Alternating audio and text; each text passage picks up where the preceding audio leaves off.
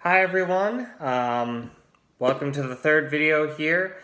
Today we're going to be talking about or sort of introducing chapter 2 in the book Wild Ones. And this chapter is a bit longer. It's called American Incognito.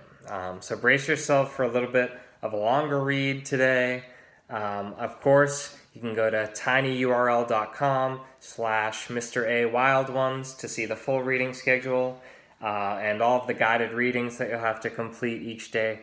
But by now you should be on the third day of reading, which is chapter 2 and guided reading number 2. All right.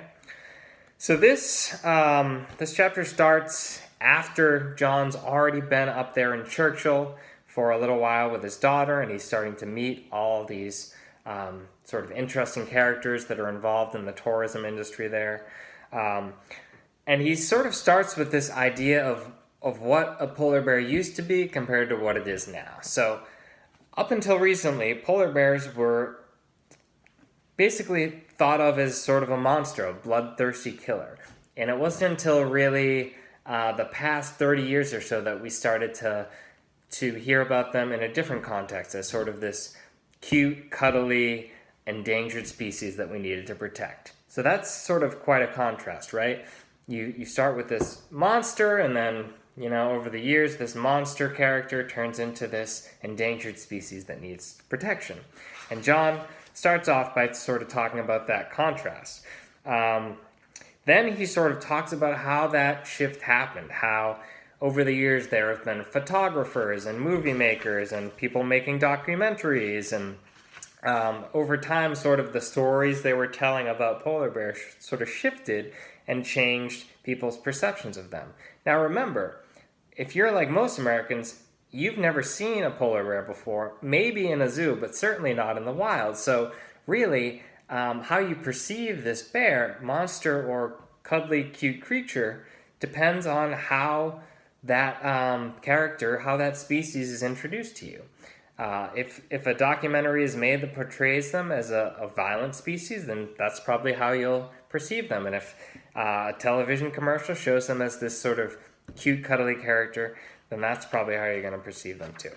So John talks about that contrast, and he talks about how over the years that has really changed.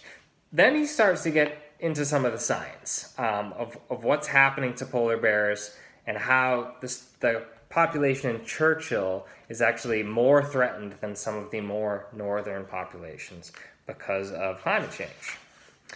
There are 18 populations of bears on the planet, and certainly that means 18 different stories will unfold. But remember that John is visiting one of the more southern populations, and their ice is melting faster. All right.